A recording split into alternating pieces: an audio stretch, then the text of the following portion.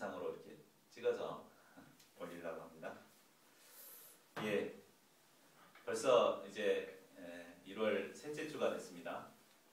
사람들은 이제 신년이 되면 누구나 한 해를 거창하게 이제 계획하고 그 한 해에 계획한 모든 것들이 이제 잘 이루어지기를 기대하고 소망합니다. 한 해 동안 참 능력 있게 좀 살아서 연말이면 이렇게 뭔가 이렇게 열매를 좀 거두고 싶은 게 모두의 소망이죠. 그런데 12월을 지내놓고 나면 계획했던 것이 별로 이루어진 것도 없고 별로 전혀 변화된 것 없이 한 해를 그냥 보냈다 이렇게 참 생각할 때가 참 많습니다. 그건 왜 그렇습니까? 왜 우리는 자립적이고 능력 있는 삶을 살고자 하는데 왜 무기력한 삶을 살아갈 수밖에 없는가? 또 우리가 어떻게 하면 자립적이고 능력 있는 삶을 살아갈 수 있는가? 참 우리가 깊은 문제의식을 가져야 되겠습니다. 오늘 우리는 38년 동안 전혀 변하지 않는 한 병자를 만나게 됩니다. 그는 병에서 나아서 일어나 걸어가는 삶을 살고 싶었지만 전혀 변하지 않는 모습으로 38년 동안 중병에 걸려서 드러누워 지낼 수밖에 없었습니다. 그러나 이런 그에게 예수님이 찾아오셨고 예수님께서 그에게 말씀하시자 이제 그는 일어나 걸어가는 자립적인 삶을 살게 되었습니다. 이 시간 저희도 베데스다 목가로 나아가서 예수님을 만나고 예수님의 말씀을 들을 수 있기를 기도합니다. 그래야 스스로 일어나 걸어가는 자립적이고 개척적인 인생을 살아갈 수 있기를 기도합니다. 자, 1절을 보십시오. 때는 유대의 명절이었습니다. 구체적으로 어떤 명절인지는 명시되어 있지 않지만 아마 유대의 3대 명절인 유월절, 오순절, 초막절 이 절기 중에 하나였을 것으로 추정됩니다. 우리나라도 얼마 있지 않으면 설 명절을 맞이하게 되죠. 우리나라의 명절은 서울에서 있다가도 고향으로 전부 귀향 행렬이 이렇게 많습니다. 근데 여기 유대에서는 반대로 모든 사람들이 고향에 있다가도 예루살렘으로 모여야 했습니다. 때문에 유대 명절인 이제 예루살렘은 많은 사람들이 모여들었고 축제 분위기였을 것입니다. 명절 분위기로 인해 거리에는 활기가 넘쳐났을 것입니다. 그런데 이와는 대조적인 죽음의 그늘이 드리워져 있는 어둡고 칙칙한 분위기가 있었습니다. 그것은 바로 예루살렘의 양문 곁에 있는 베데스다라는 연못이었습니다. 우리 다음 한번 넘겨주시겠어요? 예, 여기 보시면 이 1888년에 예루살렘에서 이렇게 발굴된 베데스다 현장입니다. 이게 지금 잘 몰라보겠죠? 네, 여기 보면은 길이가 한 105m 정도 되고 폭은 60m 정도 된다고 합니다. 그리고 그 못의 깊이가 한 7.5cm 정도 됐다고.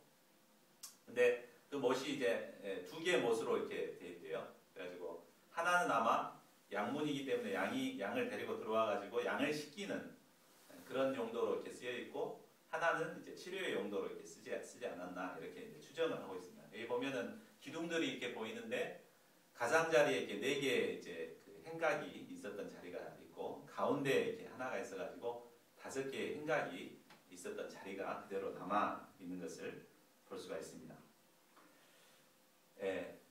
자, 3절을 보십시오. 자, 이 행각 안에 많은 병자, 맹인, 다리 저는 사람, 혈기 많은 사람들이 누워 있었습니다. 이들은 대부분 당시 의술로는 고칠 수 없는 불치병 환자들이었습니다. 그들은 세상에 용하다는 의사들에게 고쳐보려고 나름대로 노력했지만 결국 고치지 못하고 이제 마지막 한 가닥의 희망을 안고 이곳으로 찾아온 사람들이었습니다.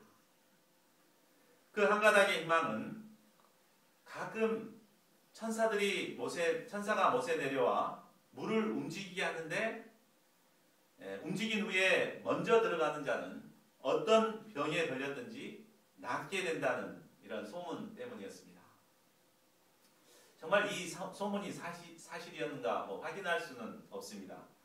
학자들은 아마 아까 연못이 간헐천이라고 해요. 그래서 막 가끔 이렇게 솟아오르는 이제 간헐천이었기 때문에 아마 이런 소문이 났을 것이다 이렇게 추정하는 분도 계십니다. 하여튼 어찌됐건 이들은 이런 신랄 같은 작은 희망을 붙잡고 이곳까지 오게 된 것입니다. 그런데 이런 한 가닥의 작은 희망에도 한계가 있었습니다. 그것은 먼저 천사가 내려와 물을 움직이게 해야만 한다는 것입니다. 그것도 천사가 자주 내려오는 것도 아니고 정기적으로 내려오는 것도 아니고 가끔 내려오는 것이 문제입니다. 언제 내려올지 알 수가 없습니다. 그러니 그 희망은 정말 기약없는 희망일 수밖에 없었습니다. 뿐만 아니라 천사가 와서 물을 움직인다 하더라도 맨 먼저 들어가는 사람만이 나을 수 있다는 것입니다. 이런 한계적인 소망으로 인해 베데스다 목과는 치열한 경쟁이 생길 수밖에 없었습니다. 가장 먼저 뛰어들기 좋은 자리를 차지하려고 서로 자리 다툼을 해야 했을 것입니다. 또 많은 다른 사람들이 나보다 먼저 들어가지는 않나 감시하느라고 밤에는 잠도 자지 못했을 것입니다. 그리고 아까 그 중앙 행각 그곳이 아주 제일 좋은 자리죠. 그렇기 때문에 그곳은 웃돈을 주어도 자리를 잡을 수가 없었을 것입니다. 물이 움직이는 날짜와 시간을 알려주겠다고 사기를 치고 돈을 같이 하는 사람들도 있었을 것입니다. 물론 이곳이라고 해서 항상 긴장과 경쟁만 있지는 않았을 것입니다. 베데스다라는 이름이 말해주듯이 베데스다는 자비의 집이라는 뜻이죠. 그처럼 그곳에도 자비가 넘치는 아름다운 사연이 있었을 것입니다. 그곳에서 병자들이 이렇게 오면은 그 동병상련의 마음이라고 똑같은 병자이기 때문에 치근한 마음을 가질 수 있죠. 그래서 어쩌다 그런 몹쓸병에 걸리셨냐고 빨리 나와서 가야 될 텐데 참 걱정이다고 하면서 서로 위로해 줄 수 있습니다. 또 때로는 서로 부족한 사람들끼리 의기투합을 해서 서로 이렇게 협력하는 아름다운 일도 일어났을 것입니다. 예를 들어서 맹인은 앞을 볼 수가 없지만 사지가 멀쩡하죠. 대신에 절름발이는 이제 걷지를 못하니까 둘이 협력해가지고 맹인은 이제 그 절름발이를 업고 절름발은 맹인의 눈이 돼서 이렇게 보고 또 맹인은 절름발이의 다리가 되어주고 그렇게 해서 참 아름다운 모습으로 살아갈 수도 있습니다. 근데 정작 그 물이 움직일 때 누가 과연 먼저 들어갈 것인가 하는 문제 앞에서는 서로 피 튀기는 다툼을 할 수밖에 없습니다. 우리는 지난번 대선 때 야권 단일 후보를 세우기 위해서 문재인 후보와 안철수 후보가 아름다운 단일화를 이루겠다고 결의했었습니다. 보셨죠? 그러나 누가 후보가 될 것인가 이 앞에서는 한치의 양보도 없이 시간만 질질 끌다가 결국 안철수 후보가 눈물을 흘리며 사퇴함으로써 아름답지 못한 단일화를 이루게 되었습니다. 결국 이로 말미암아 대선에 참패할 수밖에 없었습니다. 결국 한 사람만이 성공하고 나머지는 실패할 수밖에 없다는 이런 냉혹한 현실 앞에서 모든 것이 무너질 수밖에 없었습니다. 이것이 바로 휴머니즘의 한계입니다. 그런데 이런 베데스다는 가만히 이렇게 살펴보면 바로 우리가 사는 세상의 축소판과도 같습니다. 이 세상은 마치 거대한 병동과 같습니다. 요즘 사람들은 겉은 멀쩡하지만 저마다 한두 가지 이상씩의 외적, 내적인 병을 앓고 있습니다. 무좀에서부터 해서 겉에 하다못해 치질 무좀 이런 것부터 해서 겉뿐만 아니라 요즘은 이제 정신질환, 내면의 질환을 앓는 분들이 많다고 합니다. 그래서 병원은 늘 환자로 넘쳐나고 있습니다. 그래서 우리 장희수 목사님이 아주 바쁘게 일을 해야 합니다. 또한 우리가 살고 있는 이 세상은 태어날 때부터 죽을 때까지 생존을 위한 치열한 경쟁을 하지 않으면 안 되는 곳이 되었습니다. 우리 어린이들을 키울 때 요즘 어린이들이 얼마나 고생합니까? 학교 끝나고 오면 보통 두세 개씩 많으면 4개, 5개씩 학원을 이렇게 다니는 것을 볼 수 있죠. 또 돈 많은 집에서는 영어 조기 유학을 보내기도 합니다. 그런데 그렇다고 해서 자기가 원하는 좋은 대학의 학과를 들어가는 것도 아니죠. 정말 운이 좋아가지고 자기가 원하는 대학에 들어간다 하더라도 요즘은 취업하기가 얼마나 어려운지 정말 보통 어려운 일이 아닙니다. 취업을 하기 위해서는 교수에게도 잘 보여야 됩니다.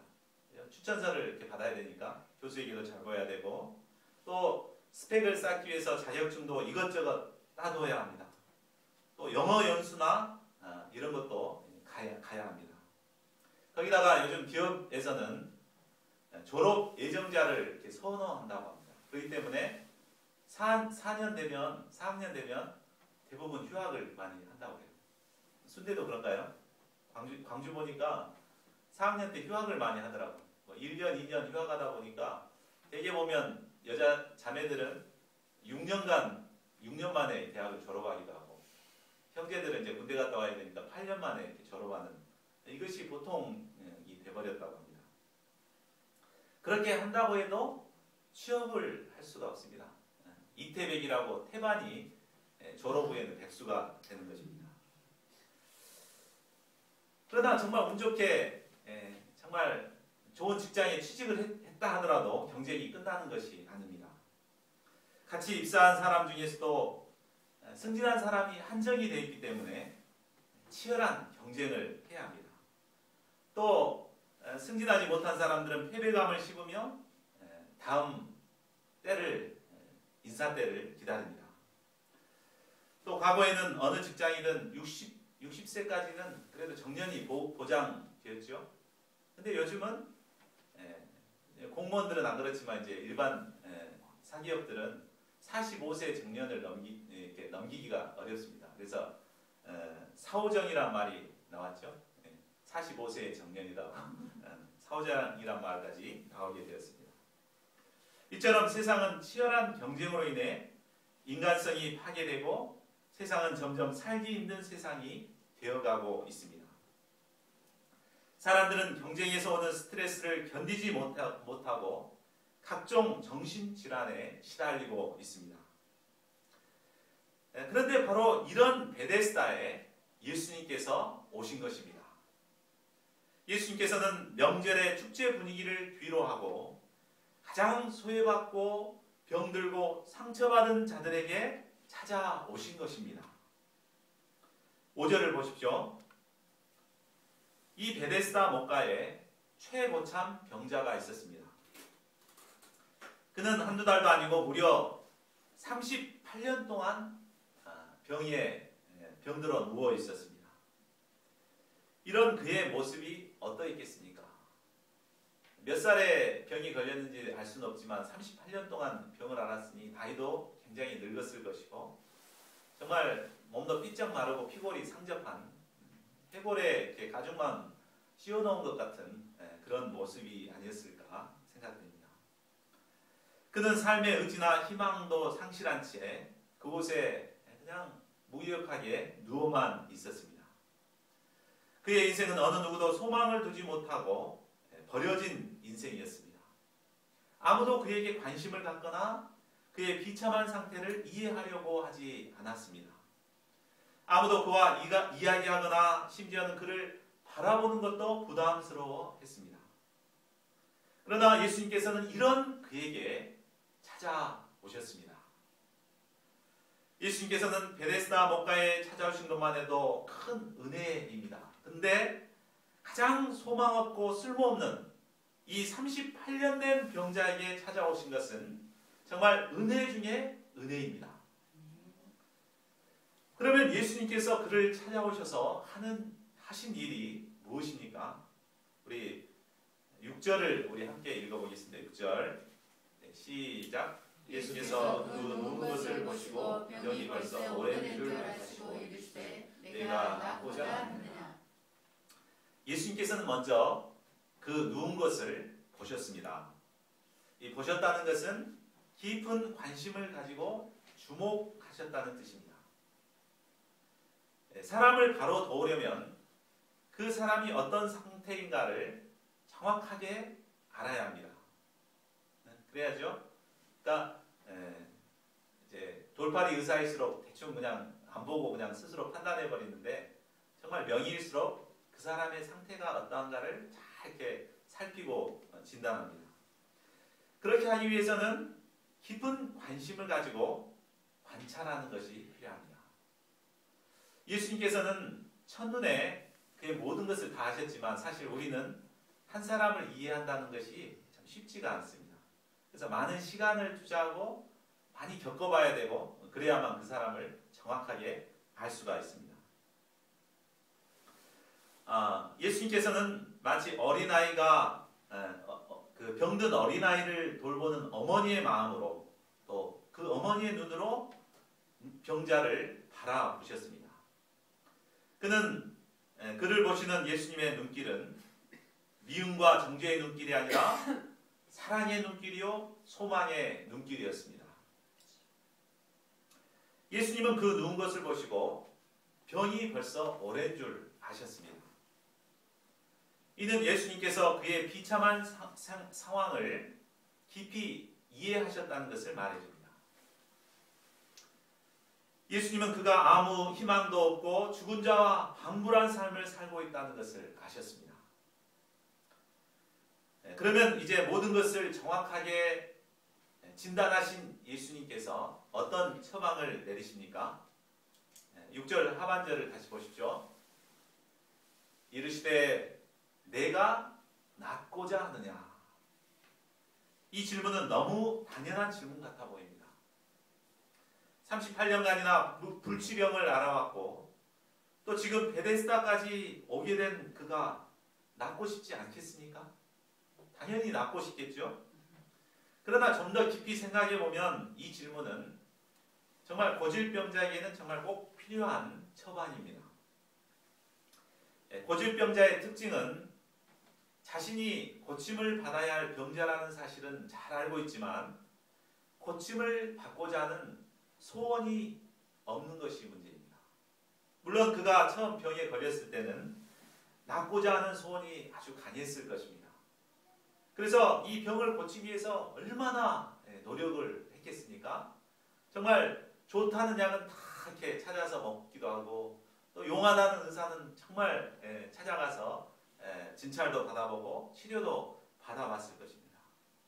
그러나 이런 과정을 통해서 계속 실패만 거듭하고 한 해, 두 해 이렇게 계속해서 변한 것이 없이 이렇게 실패만 거듭하다 보니까 이제는 소원이 점점 사라져 버리는 것이 문제입니다. 그리고 마침내는 체념의 상태에 빠지게 됩니다. 이게 내 운명인가 보다. 이렇게 살다가 죽지 뭐 하면서 참 체념하면서 막연하게 살아갑니다. 이런 고질병자에게 있어서 가장 절실한 것은 이미 사라져버린 이 소원을 다시 불러일으키는 것입니다. 의사의 말에 의하면 낫고자 하는 소원이 없는 환자는 아무리 좋은 약을 먹여주고 또 좋은 치료를 받아도 별로 효과가 나타나지 않는다고 합니다. 반면에 중증의 환자라 할지라도 정말 낫고자 하는 강한 소원이 있는 사람은 약발도 아주 잘 듣고 효과가 금방금방 잘 나타난다고 합니다. 예. 그러니까 소원이 정말 필요하죠. 고쳐주기에 앞서서 소원을 갖는 것이 필요합니다. 낫고자 하는 소원이 없는 상태에서 병이 치료되어 봐야 그의 내면은 여전히 무기력하고 병든 삶을 살아갈 수밖에 없습니다. 때문에 예수님께서는 먼저 그에게 낫고자 하는 거룩한 소원을 심어주고자 하셨습니다. 내가 낫고자 하느냐? 38년 된 병자에게 낫고자 하는 소원을 심으신 예수님께서는 여러 고질병으로 무기력하게 살아가는 우리에게도 동일하게 물으십니다. 내가 낫고자 하느냐? 내가 낫고자 하느냐? 예수님께서는 우리가 시간이나 허비하며 소망 없이 무기력한 삶을 살아가기를 결코 원치 않으십니다. 하나님의 쓰실 만한 영적인 사람이 되고자 하는 소원을 갖기를 원하십니다. 겸손의 사람, 순종의 사람이 되고자 하는 이런 소원을 갖기를 원하십니다. 사람들에게 복의 근원이 되고 또 어떤 시련 가운데서도 굴하지 않는 강하고 담대한 예수 그리스도의 좋은 군사들이 되고자 하는 소원을 갖기를 원하십니다. 무기력의 자리에서 일어나 담대하게 일어나 걸어가는 자립적인 능력 있는 삶을 살아가는 이런 소원을 갖기를 원하십니다. 그리고 물으십니다. 내가 낫고자 하느냐? 제가 이 예수님의 소망을 영접하고 이 거룩한 소망을 다시 붙들 수 있기를 기도합니다. 또한 내가 낫고자 하느냐 이 말씀은 내가 낫고자 하는 소원을 갖게 되면 내가 낫게 해주겠다는 약속의 말씀이기도 합니다. 예수님은 전능하신 하나님이시기 때문에 어떤 고질병도 고치실 수가 있으십니다. 38년이 아니라 수천 년 동안 이어져 내려온 죄악의 뿌리라도 단번에 고치실 수 있는 분이십니다. 우리가 낫고자 하는 소원으로 이 예수님께 나가기만 하면 예수님께서는 우리를 능히 고치시고 온전케 해주십니다. 그러면 예수님의 질문에 38년 된 병자는 무엇이라고 대답했습니까? 네, 주님, 낫고 싶습니다. 저를 고쳐주십시오. 이렇게 대답해야 되죠. 그런데 안타깝게도 그렇게 대답하지 않았습니다. 우리 7절을 보십시오.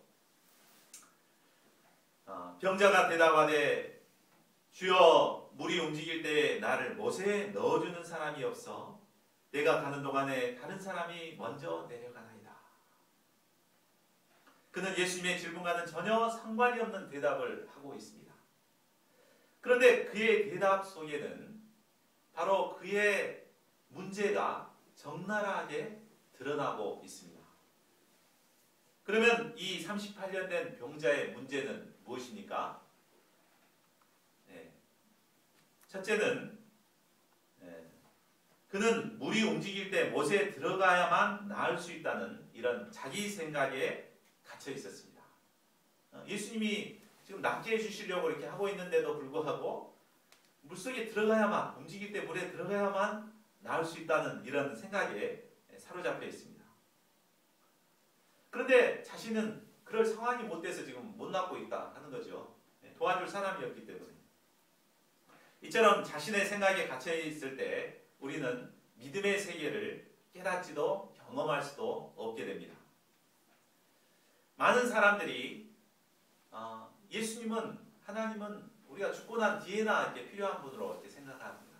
그래서 현실 문제에 부딪히면 정말 하나님을 의지하고 이렇게 믿음으로 주님께 나가기보다 이 문제를 내 스스로 어떻게 풀어보려고 그것에만 얽매여 있습니다. 이 때문에 문제 앞에서 기도하지 않고 문제 앞에서 믿음으로 나아가질 못합니다. 그러나 우리가 실제 삶에서 능력을 경험하기 위해서는 바로 이 갇혀있는 자신의 생각을 깨트려야 합니다. 그리고 믿음으로 겸손하게 예수님 앞에 나아가야 합니다. 예수님께서는 영적인 문제뿐만 아니라 우리의 육체적인 문제, 현실적인 문제까지도 능히 해결해 주시는 문제의 해결자가 되어 주십니다. 그렇기 때문에 우리 우진이의 병도 치료해 주실 수 있습니다. 우리 서정도 목자가 이렇게 백혈병을 낳아가지고 지금 아이를 못 낳고 있는데, 예수님께서 하시고자만 하시면 그 가정에도 아이가 태어나게 될 것입니다. 우리 학생들도 정말 감당하기 어려운 전공에 도전해서 장학금도 받게 해주시고, 정말 직장 얻기가 어려운 가운데서도 직장도 얻게 해주십니다. 그러므로 우리는 나의 생각을 내려놓고 정말 예수님께 영적인 소원을 붙들고 믿음으로 나가야 되겠습니다. 둘째로 그의 문제는 사람을 의존하는 의존심입니다. 물이 움직일 때 나를 못에 넣어줄 사람이 없나이다, 이렇게 말한 것은 그가 사람을 의존하고 있음을 볼 수 있습니다. 근데 그의 인간 조건을 살펴보면 사람을 의존하는 것이 너무 당연해 보입니다. 그러나 어떤 상황 가운데서도 사람을 의지하는 것은 하나님 앞에서는 죄악입니다. 왜냐하면 하나님께서는 우리를 자립적인 존재로 키우셨기 때문입니다. 우리 창세기 보면 하나님께서 인간을 만드시고 정복하고 다스리는 존재로, 자립적인 존재로 만드셨습니다. 그렇기 때문에 우리는 어떤 악조건이 있다 하더라도, 어떤 병에 걸렸더라도 자립적인 삶을 살아야만 합니다. 그런데 자립적이라고 했을 때 그냥 나 혼자 이렇게 독불장군처럼 살아라는 말이 아닙니다. 자립이라는 말은 영어 성경에 보면 independence로 쓰여 있습니다. 이것은 dependence on God, 곧 하나님을 의지하라는 뜻입니다. 바로 자립이라는 것은 하나님을 자립적으로 의지하는 것을 말합니다. 사람이 사람을 의지하게 되면 무기력해지고 불평하고 원망하게 됩니다. 또 상황에 굴복당하게 되고 패배적인 인생을 살아가게 됩니다. 그러나 사람은 도와줄 대상이지 결코 의지의 대상이 아닙니다. 우리가 의존심을 버리고 하나님을 의지할 때 자립적이고 개척적이고 능력 있는 삶을 살 수 있습니다. 우리 작년 2월에 췌장암으로 돌아가신 강용우 박사 알고 계시죠? 네, 이분입니다. 여기 보시면 이분은 이제 중학교 때 불의의 사고로 두 눈을 잃었습니다. 그리고 안타깝게도 아버지가 없었는데 엄마와 누나까지 이렇게 죽었어요. 천혜의 고아가 되버린 겁니다. 장님의 천혜의 고아, 누구 도와줄 사람도 없고 혼자만 남은 거죠. 그 사람은 참 인생을 포기하고 살아야 할 것 같습니다. 그러나 이 사람에게는 하나님을 믿는 믿음이 있었어요. 그래서 믿음으로 자기 악조건을 이렇게 도전했죠. 그랬을 때 그는 미국에 유학을 가서 대학교 교수까지 되고, 또 백악관의 국가장애위원회 정책 차관보까지 올랐습니다. 그는 장애를 통해 더욱 하나님을 붙들게 됐음을 깨닫고 그것이 하나님께 감사 제목입니다. 그의 자서전을 이렇게 보면 자기가 장님이 된 게 하나님께 감사하다, 그래서 감사하고 있는 것을 보게 됩니다. 그렇습니다. 아무리 절망적인 상황이라 할지라도 우리가 하나님을 의지할 때 우리는 하나님을 통해서 개척적이고 능력 있는 삶을 살아갈 수가 있습니다. 그러므로 우리는 하나님만 의지하는 자립적인 믿음을 가져야겠습니다. 셋째, 이 병자의 문제는 비교의식과 패배주의입니다. 내가 가는 동안에 다른 사람이 먼저 내려가나이다. 그는 성공한 사람에 대한 비교의식과 수없는 실패로 인해 패배의식에 사로잡혀 있었습니다. 이로 인해 그의 마음 깊은 곳에는 나는 해도 안 된다는 패배주의가 자리 잡게 되었습니다. 이 패배주의는 체험을 통해서 형성되었기 때문에 그 뿌리가 깊습니다. 그러나 세상에 아무리 많은 실패를 했다 하더라도 예수님 안에는 절망이 없습니다. 예수님은 그가 비교의식과 패배의식에서 벗어나 자립적인 새 인생을 살기를 원하셨습니다. 그래서 예수님께서는 그에게 이제 마지막 처방을 해주십니다. 어떻게 하십니까? 8절을 우리 보겠습니다. 예수님께서는 참 38년 된 병자를 불쌍하게 다독거리면서 그게 얼마나 고생이 많았니 하면서 이렇게 일으켜 주실 수 있습니다. 그러나 그렇게 하지 않았습니다. 다만 한마디 명령의 말씀을 하셨습니다. 일어나 내 자리를 들고 걸어가라. 예수님은 그가 불쌍하다고 동정하지 않으시고 진리의 말씀으로 도우셨습니다. 일어나 내 자리를 들고 걸어가라.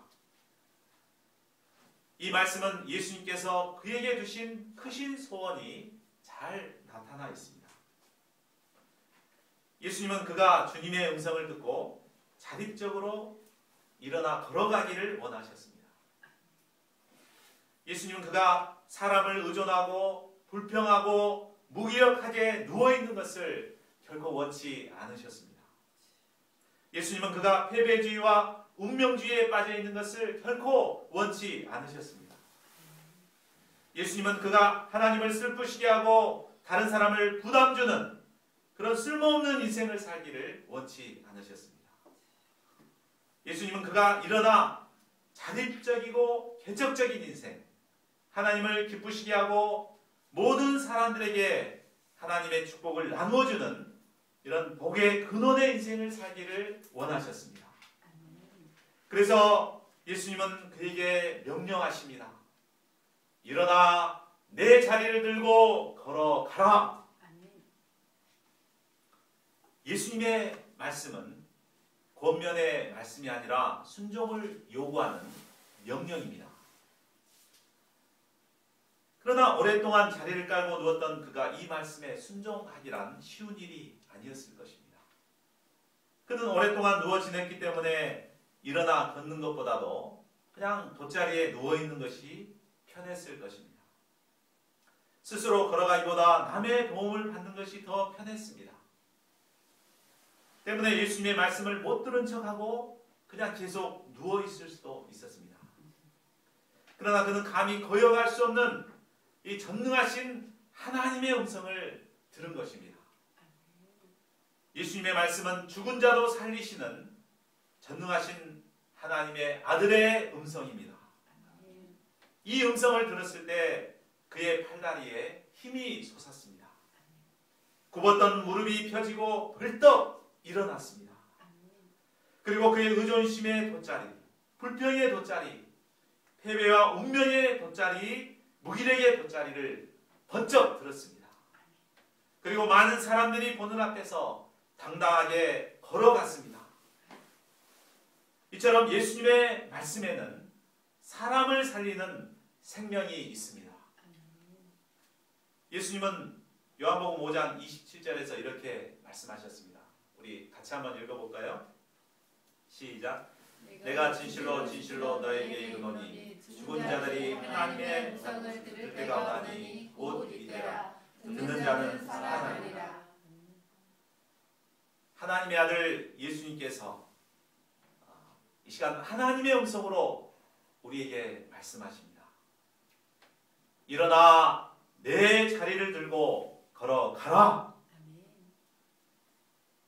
이 예수님의 음성을 제가 깊이 영접하고 모든 고질병에서 벗어나서 일어나 걸어갈 수 있기를 기도합니다. 하나님의 아들 예수 그리스도의 음성을 의지하여 올 한 해 힘찬 승리의 인생을 살아가는 저와 여러분이 될 수 있기를 간절히 기도합니다. 요절 말씀 5절을 읽고 같이 읽고 기도하고 마치겠습니다. 시작. 예수께서 이르시되 일어나 내 자리를 들고 걸어가라. 고마우신 하나님, 참 베데스다 목가에서 패배하고 절망하고 낙심하고 누워 있을 수밖에 없는 비참한 인생을 살아가는 저희들의 모습을 깨닫게 해주셔서 감사를 드립니다.